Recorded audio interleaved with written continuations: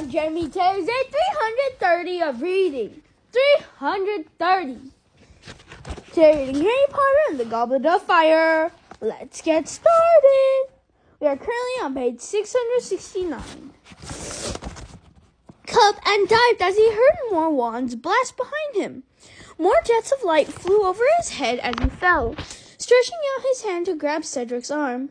"Stand aside! I will kill him! He is mine!" shrieked Voldemort. Harry's hand had closed on Cedric's wrist. One tombstone stood between him and Voldemort, but Cedric was too heavy to carry, and the cup was out of reach. Voldemort's red eyes flamed in the distance. Harry saw his mouth curl into a smile, saw him raise his wand. "Accio!" Harry yelled, pointing his wand at the Triwizard Cup. It flew into the air and soared toward him. Harry caught it by the handle. He heard Voldemort scream of fury at the same time that he felt a jerk behind his navel that meant the portkey had worked. It was speeding him away in a whirlwind of wind and color, and Cedric along with him. They were going back. Chapter 35. Veritaserum. Harry felt himself slam flat into the ground, his face pressed into the grass. The smell of it filled his nostrils. He had closed his eyes while the portkey transported him, and he kept them closed now. He did not move.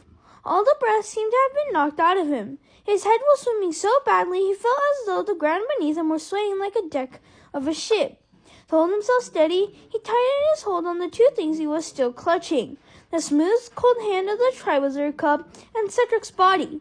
He felt as though he would slide away into the blackness gathering at the edges of his brain if he let go of either of them. Shock and exhaustion kept him on the ground, breathing in the smell of grass, waiting for someone to do something to happen.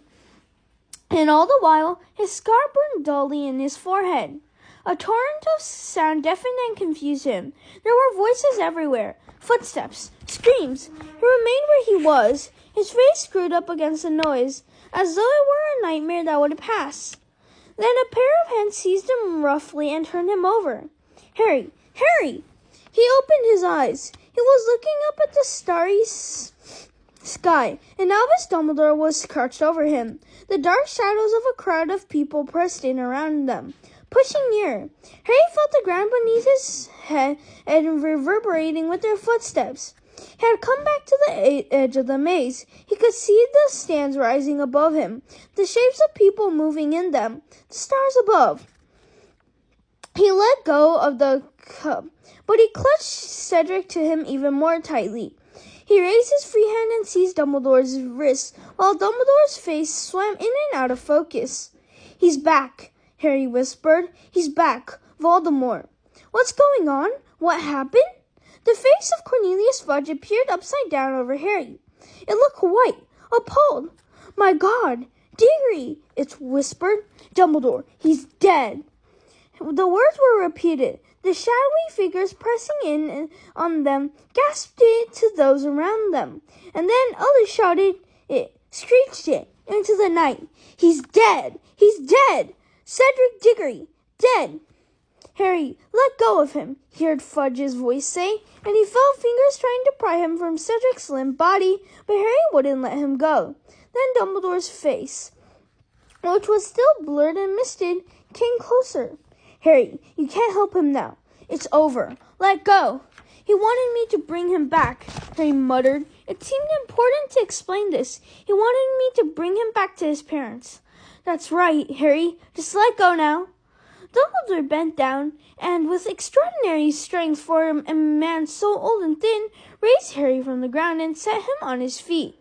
Harry swayed. His head was pounding. His injured leg would no longer support his weight. The crowd around him jostled, fighting to get closer, pressing darkly in on him. "What's happened? What's wrong with him?" "Diggory's dead." "He'll need to go to the hospital wing," Fudge was saying loudly. "He's ill. He's injured, Dumbledore." "Diggory's parents. They're here. They're in the stands." "I'll take Harry. Dumbledore, I'll take him." "No, I would prefer Dumbledore. Almost Diggory's running. He's coming over. Don't you think you should tell him before he sees?" Harry, stay here. Girls were screaming, sobbing hysterically. The scene flickered oddly before Harry's eyes. It's all right, son. I've got you. Come on, hospital wing. Dumbledore said stay, said Harry thickly, the pounding in his scar making him feel as though he were about to throw up. His vision was blurring worse than ever. You need to lie down. Come on, now. Something larger and stronger than he was half pulling, half carrying him through the frightened crowd. Harry heard people gasping, screaming, and shouting as the man supporting him pushed a path through them, taking him to the castle. Across the lawn, past the lake and the Durmstrang ship. Harry heard nothing but the heavy breathing of the man helping him walk. What happened, Harry? The man asked at last as he lifted Harry up the stone steps. Clunk, clunk, clunk. It was Mad-Eye Moody. Cup was a portkey, said Harry, as they crossed the entrance hall, took me and Cedric to a graveyard, and Voldemort was there. Lord Voldemort. Clunk, clunk, clunk, up the marble staircase. The Dark Lord was there? What happened then? Killed Cedric. They killed Cedric. And then, clunk, clunk, clunk, along the corridor. Made a potion. Got his body back. The Dark Lord got his body back? He's returned? And the Death Eaters came. And then we dueled. Dueled with the Dark Lord? Got away. I wand. Did something funny. I saw my mom and dad. They came out of his wand. In here, Harry. In here. And sit down. You'll be all right now. Drink this. He heard a key scrape in a lock and felt a cup being pushed into his hands. Drink it. You'll feel better. Come on now, Harry. I need to know exactly what happened.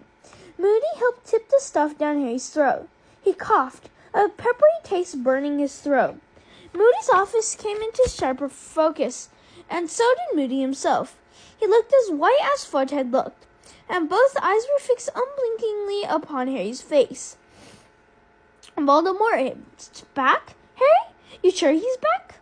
How did he do it? He took stuff from his father's grave, and from Wormtail, and me, said Harry. His head felt clearer. His scar wasn't hurting so badly. He could now see Moody's face distinctly. Even though the office was dark, he could still hear screaming and shouting from the distant Quidditch field. What did the Dark Lord take from you? Said Moody. Blood, said Harry, raising his arms. His sleeve was ripped where Wormtail's dagger had torn it. Moody let out his breath in a long, low hiss. And the Death Eaters, they returned? Yes, said Harry, loads of them. How did he treat them? Moody said quietly. Did he forgive them? But Harry had suddenly remembered. He should have told Dumbledore. He should have said it right away. There's a Death Eater at Hogwarts. There's a Death Eater here. They put my name in the Goblet of Fire. They made sure I got through to the end. Harry tried to get up, but Moody pushed him back down. I know who the Death Eater is, he said quietly. Karkaroff? Said Harry wildly. Where is he? Have you got him? Is he locked up? Karkaroff? Said Moody with an odd laugh. Karkaroff fled tonight when he felt the dark mark burn upon his arm. Thank you, everyone. That's all for today. Bye. See you tomorrow. Tomorrow we're going to read page 675. 6, 7.